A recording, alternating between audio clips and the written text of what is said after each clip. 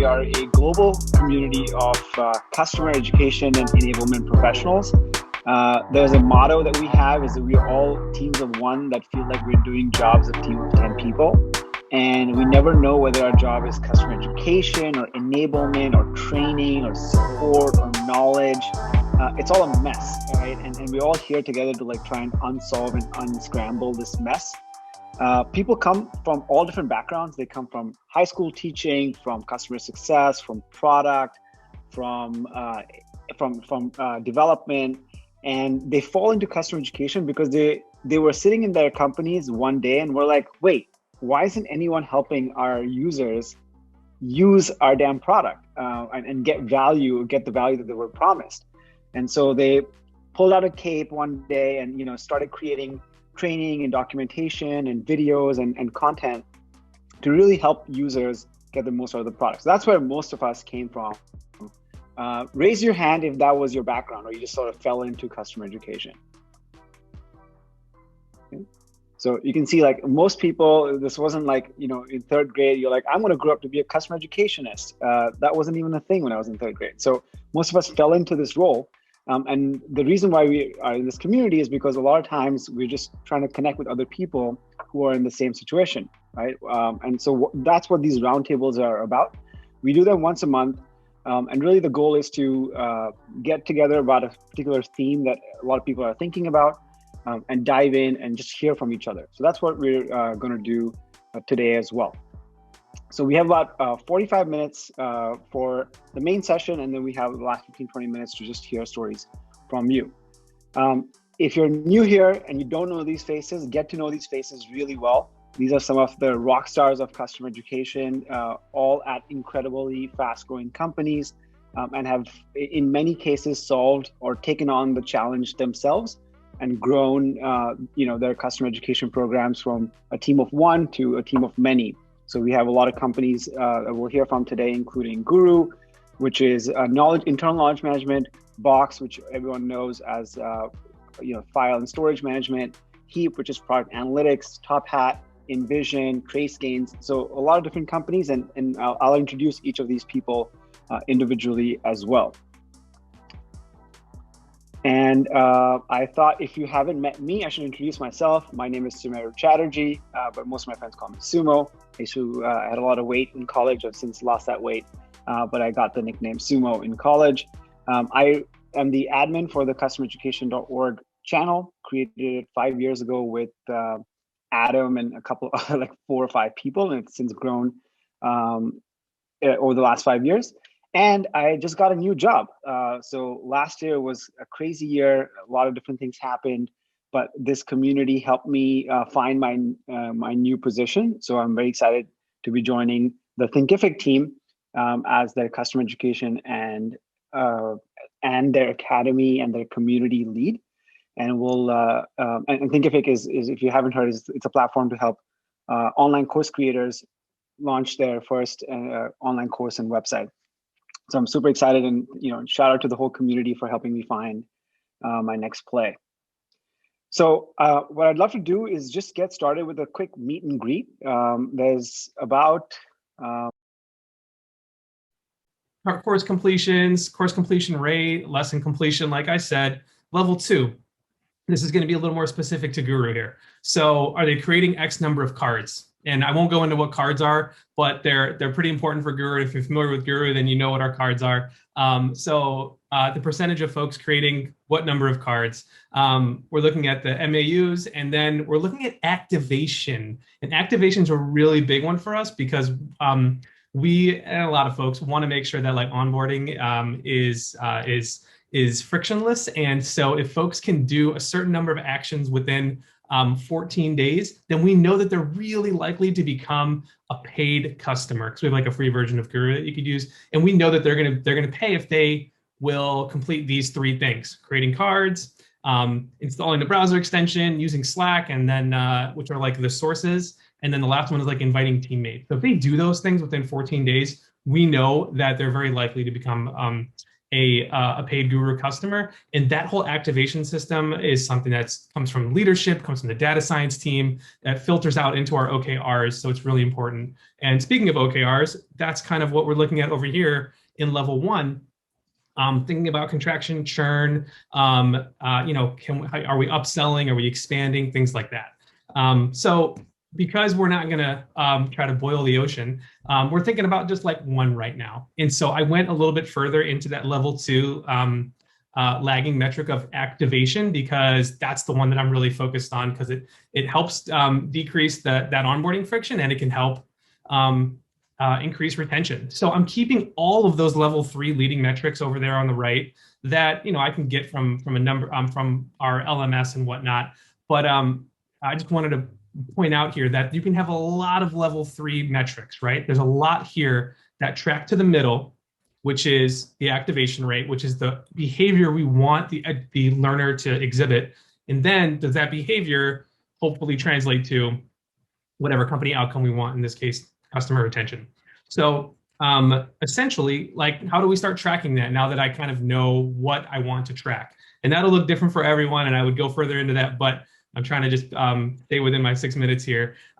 Academy data is coming from everywhere. And if you're not thinking about this in terms of Academy, just plug in whatever you're doing. Is it live training or whatever kind of facet of customer ed you're really worried about? I'm just giving the Academy example here. Think about where all your data is coming from. We got a bunch of tools: HubSpot, Salesforce, Intercom, SkillJar, and then we take data from all those different areas and we pump it into a mode report, which is just the business intelligence tool, just like Tableau, for example. And so we're gathering all that. I'm working with my data science team to compile all that relevant leading metrics, the lagging metrics, and then the mode reports help see if we are getting what we want, right? And so you know, some of the things to keep in mind: what's your data warehouse connection system look like? What are you taking from the API? And real quick, make sure that you can reassess this as you go, because we probably all know data has changed, data gets funky, there's always nuances. So just make sure that when you're thinking about how to report on it, what are all your tools? Is it reliable? Reassess. When you report, don't do anything manual. Zapier is like a dream come true if you're trying to bypass typically like folks that want to charge you a lot for you know, a data connection service. Zapier can do a lot of that stuff, so keep that in mind. I don't know anyone at Zapier. That's just a Zapier plug because I love it. And so at the bottom here, you can see what this mode report looks like for accounts that created 5 or more cards, right? That was one of those lagging level 2 metrics. So if they created 5+ cards, how many teams did that within the 14 days?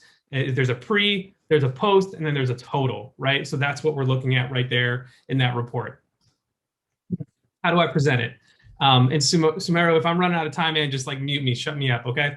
How do I report this? I want to make sure that I am getting it out to the right stakeholders. And in this reporting, since we use Slack, here's an example of what that looks like. I'll spare you all the details from the last slide. This was literally yesterday. I was reporting on numbers from the Guru Academy in the month of February. I stated a reminder of what our goals were. The key right here, that's like the activation highlights that I just talked about. So it's that level 2. Shouted out some folks, referenced some Salesforce conversations or Intercom conversations. Then I got into some engagement highlights, and I blurred out obviously customer names and company names, but thinking about like who was really highly engaged. And what that also does too is if we see that there's super high engagement, but they didn't quite convert, what that does, and you can see here, this is our buddy Matt, he can be the person he's like a CSM, he can be the person to reach out and be like, oh man, we need to get them to expand or get them to buy more seats, or this gives folks a lot of info as to where to poke and prod, right? Then at the bottom here, there's this Academy rolling usage summary card. So the next slide here shows you what that is. This is a Guru card, but it's 3 different areas where folks can see what I'm reporting on. There's raw numbers that come straight from SkillJar's native analytics, and that's right here. I synthesize that. I give our quick goal. If people really want to know more, they can dive into these 2 reports in numbers 2 and 3. There's a mode report on activation, and I feel like I'm running out of time, but I can show you guys real quick. And then there's a self-serve mode report for CX and sales. That's really all the level 3 indicators. So if they have to get on a call with someone, they could be like, oh, okay, I know that like, 15 people on their team took these courses and completed these number of lessons. It's all the kind of high level items as well. And so real quick, I just wanted to show you what the mode report looks like, because a lot of folks will be wondering, like, what does this actually amount to when all is said and done? So here I have enrollment rates by week, starting from when we launched back in May of 2020. And that chart is crazy. I won't dive into it this moment, but here's where I can see the bigger activation, right? I told you this is that pie chart. How many people completed those activation metrics in 14 days or after, and then we got the overall picture. If I keep scrolling down, I get all the granular data on every single person or company rather that was there. That was the bigger picture. Now take it one in, 5 card creations within 14 days. The next one is user content views within 14 days, and then 2 source views within 14 days. And then down here, I have a long, long list of all the leading indicators for everyone that I would want to show. All right, I'm talking way too fast. I'm going to stop. Ask me questions in the chat or afterwards, and thanks. All right, Indiaz, that was very impressive. So takeaways for me was basically think of leading, lagging, and company. Aaron Morin has a really good question, which we can maybe chat about in the chat or get to it later. But thank you for showing us the behind the scenes on analytics, and a shout out for the data science teams out there for helping us do our jobs better. If you don't have one, that's okay. You can work with freelancers or just invest in those skills on yourself or your team. But thank you for sharing that. Next up, we have Alessandra from Box. If you're ready, over to you. I am ready. I'm glad that I'm coming right after you, Jet's, given that you kind of set the stage for metrics overall. I have one slide that I'm going to talk to. And let me start sharing real quick. One thing that was that I thought was really interesting from the perspective that you just shared, Imtiaz, is that the changes that an organization go through always influence the metrics, right? So I think that the fact that the metrics change is a really important point. So metrics are not inflexible, they're not forever to stay, but they really change depending on the business cycles and also depending on the maturity of the customer education team. So up until maybe 6 or 7 or 8 months ago, we actually didn't track what I'm going to show right now. We mostly were keeping track of how many customers were trained, how many admins at Box were trained, and we weren't really paying a ton of attention to the deeper level metrics. We're actually tracking our certification program more closely. And since COVID, we've really refocused our attention to a more kind of digital first and self-service environment. So all of a sudden, customer education at scale became massively important. So what we're working on right now, what we're tracking right now, that kind of primary metric is trained customers. And especially, I'm looking at especially admins. For context, Box's end users and Box's customers are kind of divided into end users and admins, and those are our main audiences that we target with our training. We're really heavily focused on admins because they really can engender and drive adoption. So that's why we're so heavily focused on them. In working with our business analytics team, I know that there were quite a few questions about who has access to them. We do, fortunately. In working with our business analytics teams, we've seen that people who get trained, admins who get trained, spend significantly more time in our product. Anywhere between 20 to 40 or even more percent. So kind of 40% is kind of an average. And we've also seen that there is a very strong correlation between the adoption and retention. This is a study that the product team did. So clearly, having admins spending a lot of time in training is super important for us. So that's really the main thing that we're focusing on. We're really trying to get as many customers as possible to take at least one training, because we've seen that people who get trained at least once, they are spending more time, they are adopting the product a lot more. So this is super important for us, because having a clear correlation between training and adoption and retention catches the attention of our executives. We have ongoing conversations with our CEO and with our COO. And so these metrics get focused on extremely often and with a lot of intention. So that's our primary metric. We are also tracking satisfaction. We have in the past tracked especially satisfaction with our certification program. Now that we are again kind of doubling down on self-paced and kind of self-service training, we're looking at satisfaction through surveys. Surveys, unfortunately, are not giving us a lot of information about the satisfaction with our courses, because not very many people take them. And so we're looking at what other ways we could glean customer satisfaction with our training in a manner that is a lot more scalable, maybe with an NPS question or a smiley face or whatever, but something that is easier for our customers to access, that can give us an indication as to whether they find the content useful. And then the last metric, which we are not really reporting on, but we are monitoring, is adoption. I mentioned earlier that we're seeing a very strong correlation between training and adoption of the tool. So we are monitoring it. We're not really reporting it to the executive leadership. But one thing that's interesting is that we want to utilize the adoption metrics and the adoption data to help us refine the trained customer metric. And what I mean by that is that for now, we're just looking at admins need to just get exposed to one training, need to take one training. We want to get deeper into looking at how much time people spend in our product, depending on how many trainings they take, and whether that makes a difference, right? So that is something that we haven't started doing yet, but that we already have some data about. So as soon as we are really done with pushing the first metric, we'll want to relook at adoption of our product and how that correlates with training to refine our trajectory around pushing more foundational, more advanced training, or providing sending people to a playlist, or sending people to one single piece of content. So more, on this to come as we kind of refine our metrics.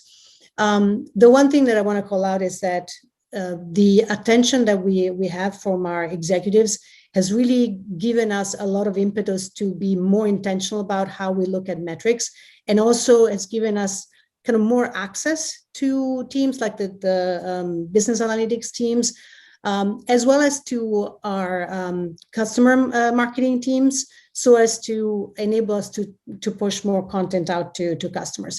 So the surfacing the business impact that training has, that customer education has provided us even access to more tools, more teams, and more resources, which is fantastic, from my perspective. So that's what I've got. And of course, happy to answer any questions about this. All right, Alessandra, thank you. That was super helpful. So I took away a couple of things. One of them is the focuses are on trained customers, satisfaction, and then adoption, which is probably like just rearranging of what Imtiaz has already told us. So it's good to hear that we're not hearing brand new things, and that there is a pattern here. It makes me feel like I'm not a crazy person. So Alessandra, thank you for sharing that. And again, I think it's a reminder to constantly be upskilling our own data analytics skill set, either through working with partners internally or building those capabilities on our own team. Next up, we have one of our customereducation.org OGs, Christy from Heap, which is interestingly an analytics company. So I'm very interested to hear how an analytics company does analytics. So Christy, over to you. Oh man, great. All right. Let me share my screen here. bring this up. Yeah, so super excited to chat. 5 minutes feels like not enough time, but this is really interesting to see actually already in the first two, the different approaches we took to this. So just a quick intro to sort of frame myself and what I own. So I am the Director of Customer Education at Heap. I've been there about 3 years now. I did, like Sumer was saying, start as a team of 1, but we are now a team of 5. And then I think importantly, we own our online university or our academy, our help center and documentation site, our instructor-led onboarding program, as well as our in-app education. So when we look at metrics, we're looking at all of those things as the success of our business overall. When I think about metrics that we look at, and like mentioned, we are a product analytics company, so I think sometimes can go way into the weeds here, but I really think about them across sort of 4 different categories that are important for the overall success of the program.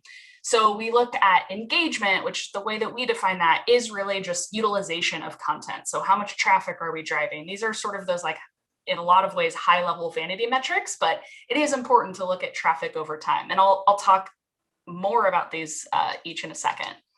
And then we also look at reach. So this is what like TSIA talks or calls penetration rate a lot. It's really what percentage of our user base is engaging with our content. So it's great if we have 1,000 people in our academy, but if we have 60,000 customers, that number doesn't look so great. So really looking at that over time. And then impact is a lot of what people have already been discussing is how does education metrics correlate with metrics that I know are important to the business? So things like retention and renewal and adoption. And then of course, satisfaction.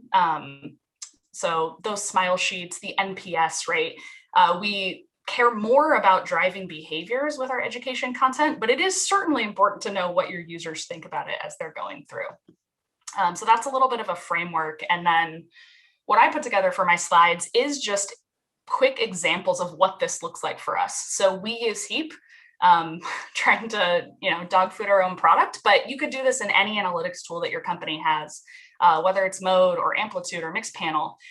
These reports are pretty simple to create. So for an example here, again, these are those high-level engagement metrics. We use SkillJar at Heap. I'm passing in their data into our tool. So we're looking at things like just how many registrations and completions are there? What are the top courses that we're seeing? What is the course completion rate on average? What are our top viewed pages in our help center? How many pages is a unique user viewing within a given session, right? So compared to the users and things like re-engagement is something we think a lot about as well. So how many people are engaging with our education marketing emails? Are they even opening these things that we're sending them to drive behaviors? And then we also look at, like in this lower corner, things like just active usage. So one of the things we're really working to drive is this bottom blue line here. So the amount of people who continue to come back over time in our content, right? Not just new users who are taking that intro course, but how many people are continuing their learning journey with us. And this dashboard is actually larger in real life, but just thought I would show you some of the top ones that we look at for this. And again, the next one that we look at is reach. So really looking at, of our paying accounts, right? How many have actually engaged with training? And this is a really heavily used dashboard by our customer success team to understand which of their accounts have or have not taken training. We have the benefit that we've shown pretty good results that, hey, if an account takes training, they're really likely to renew. And there's certainly the correlation factor here, right? If they're engaged, willing to learn, but it means our customer success team buys in. And so when we do the breakdowns here and they group this by account and they see, hey, this account hasn't taken training, they're really proactive in driving them to do that. So we look at this pain, but because our content, particularly our scalable content, is also available to our entire customer base, for us, we're also looking at this across that user level too, and those free accounts, because I care a lot about whether or not all of our customers are getting educated. And then impact, this is like my favorite one. This is the one my boss cares about and my boss's boss cares about a lot. So we look at, again, correlation to some of these top level metrics that we're looking at. So you look at like retention, for example. We see, our users who have taken training, and this is, we look at across whether or not they've taken an online course or have attended an ILT session. We call those trained users, but we do see some positive numbers here, right? It's much better than just our engaged user base who hasn't taken training. So we'll look at, adoption, retention, renewal, but then we actually start to get really granular with some of the data that we look at to try to feel more confident about causation in terms of driving behavior. So if you look at like this report, does our 101 course improve group buy usage? This is actually the key behavior that we want to drive with that course. There's lots of things we teach our customers, but because we've looked at our data, we know that this activity is actually most correlated to making somebody an active user.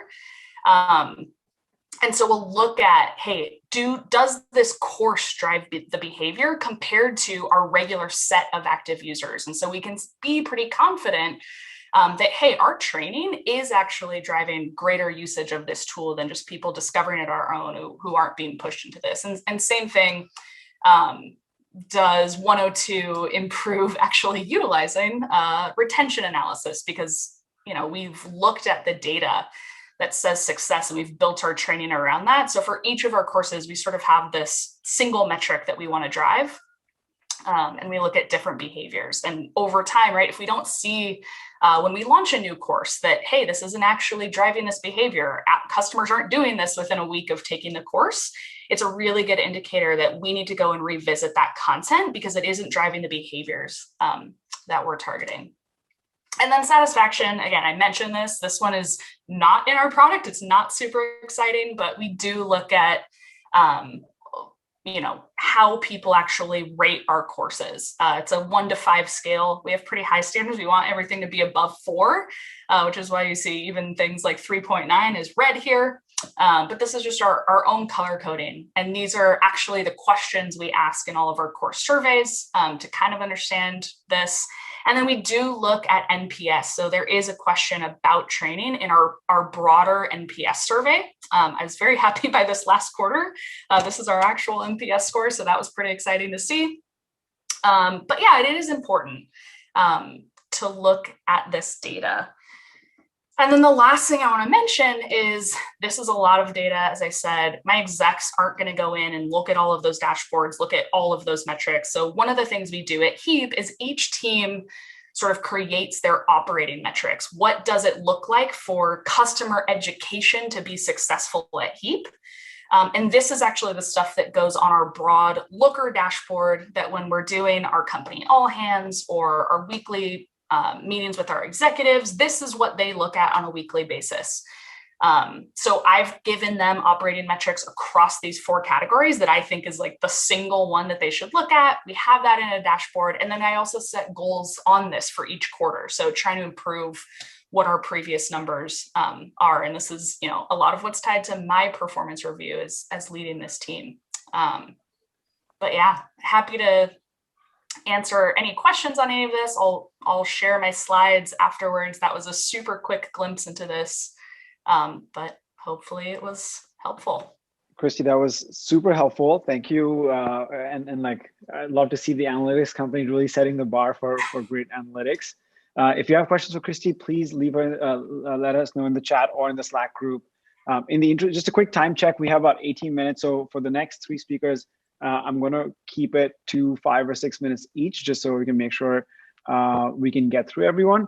And in the case that we run over, we can always do a part 2 of this session later in the month. So I'm going to hand it over to Mike from TopHat.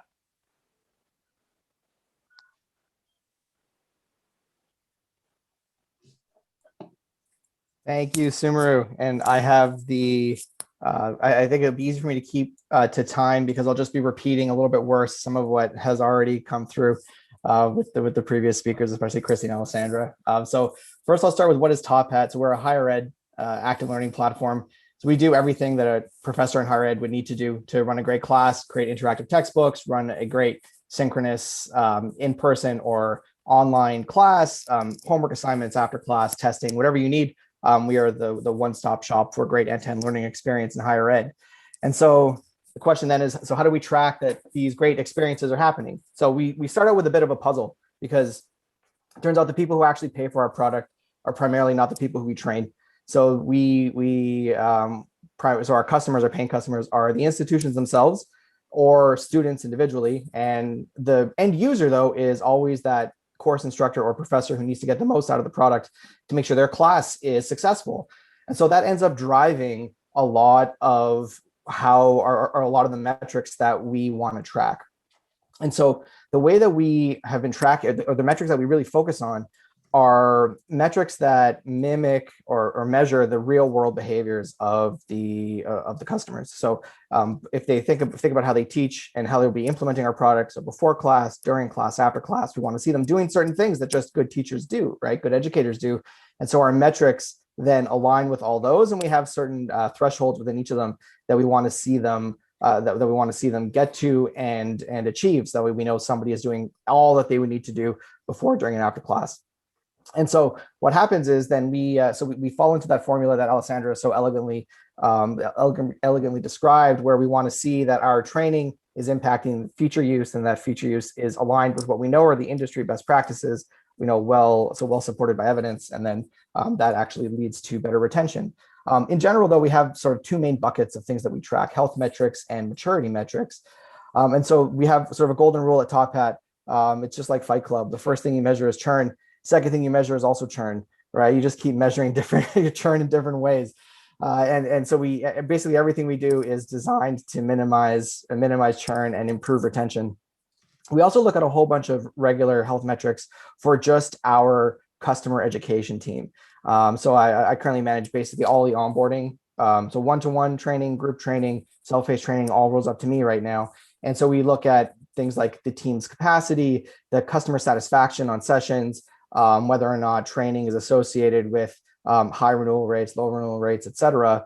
But then what aligning our metrics with the real world behaviors of our customers has done is allowed us to design a maturity index as well. So we're tracking things like frequency of use, depth of use, breadth of use in the product. And so we have right now we're currently adjusting our maturity model so we can have so much better metrics around this and actionable metrics around this for our CS teams. But basically, the old way was very binary in sort of 3 columns of behavior. Customers were either a 0 or a 1. And if they were doing the good stuff, it was a 1. If they were not doing the good stuff, it was a 0. We're going to move to the quadrant view on the right, which it might be familiar to some of you from a customer maturity model by Bose and Moore. And so we want to have these now 2 nice axes of health and maturity to give us a very clear view on customer behavior. But where the rubber hits the road, so to speak, is that, and so on this next slide, I've taken some screenshots of 2 very simple looking tables that usually take hours of work for me to do just to calculate these, because we live right now out of Salesforce and Google Dashboard a lot. But the story that it tells is that last year, putting customers into these buckets of 0, 1, 2, 3 had a certain renewal or churn rate.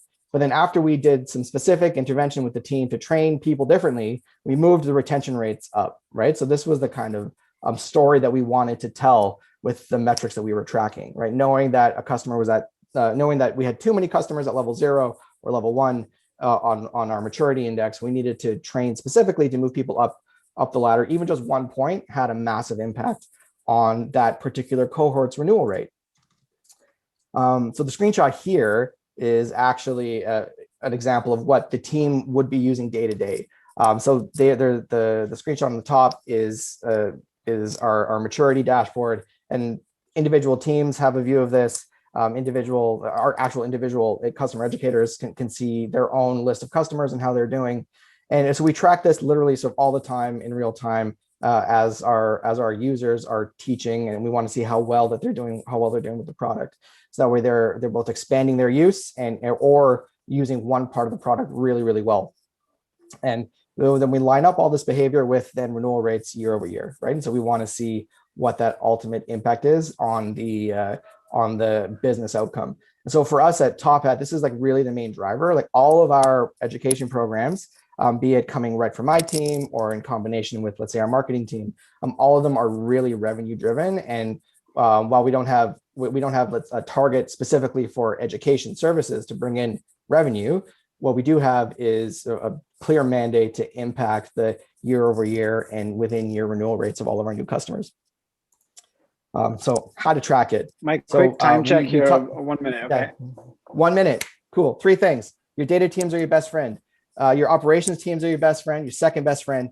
And then finally, tracking has to live in you too, because you need to be the owner of all your data. You need to just know it inside and out, right? So your data team will get it. Your ops team will help you make it come to life in Salesforce or whatever CMS you're using. But ultimately, you have to be the person who's able to tell the story about all that data. How to present it. 3 main audiences I'd highlight for you that really guides how we present our data. On the one hand, our exec team, they really care about the link to the business outcomes. Our internal team of colleagues, collaborators, your direct reports, they really want to know how the metrics that you're tracking and moving those metrics can really improve their day-to-day life.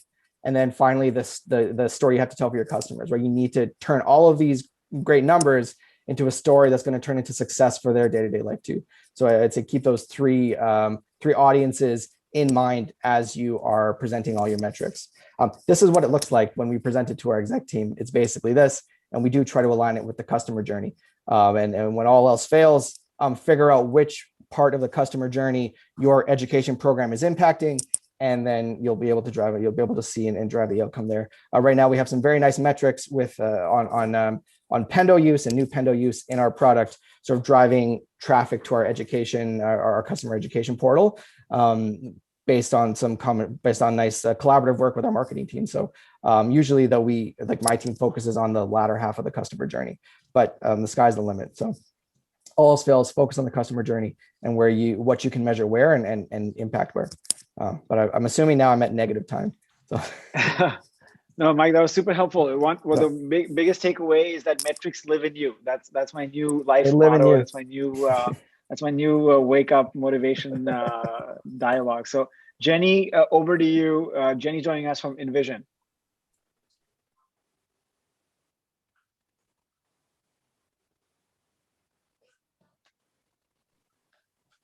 Hey, just give me just a second. And Kat is also joining. Can you hear me and see the screen? Okay, we're good. Awesome. So yes, I'm Jenny. I'm a learning experience manager at InVision, and I mostly handle platform. What do we offer for learning on a platform to encourage the digital experience, and how are we doing? I'm not really here today to speak on behalf of the company, but sort of as a professional in the field about, a topic that is sometimes treated as an afterthought and is essentially, really determines your success anyways. You have to be watching it in order to know how successful you are. And for me, it's actually a highly collaborative tactic, right? So a lot of the numbers that, are shared are things that we also track, right? Adoption, retention, engagement, satisfaction.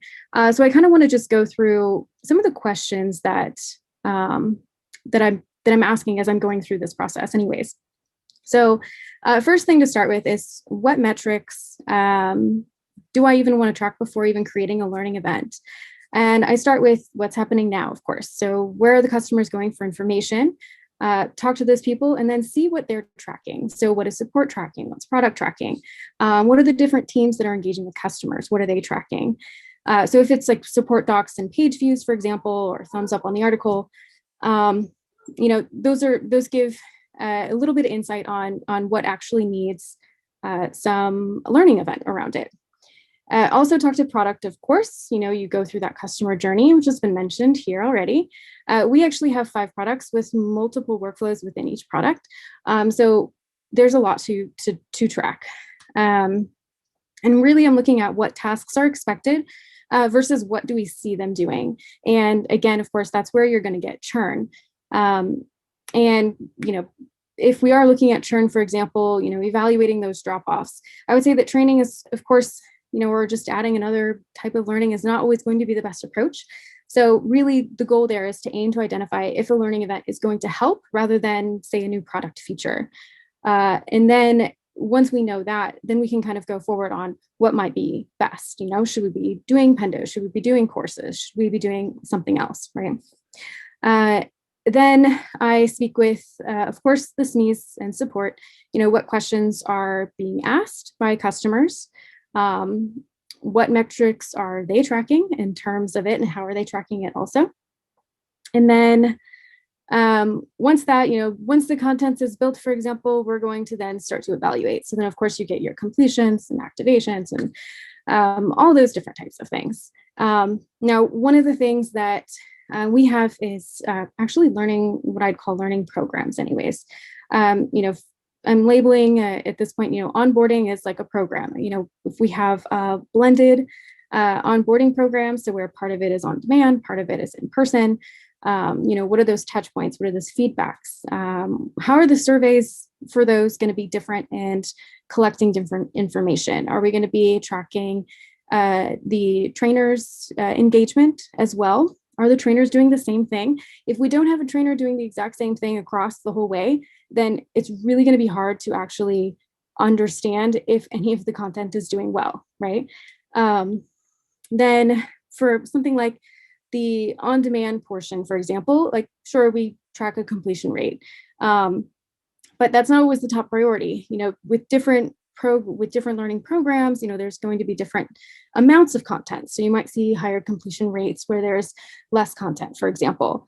But in order to actually gauge whether or not some of that is relevant, coupling that with like a Likert scale on a question for how well do you think this content is doing? So mixing the qualitative and quantitative to really engage and get to really gauge how things are performing.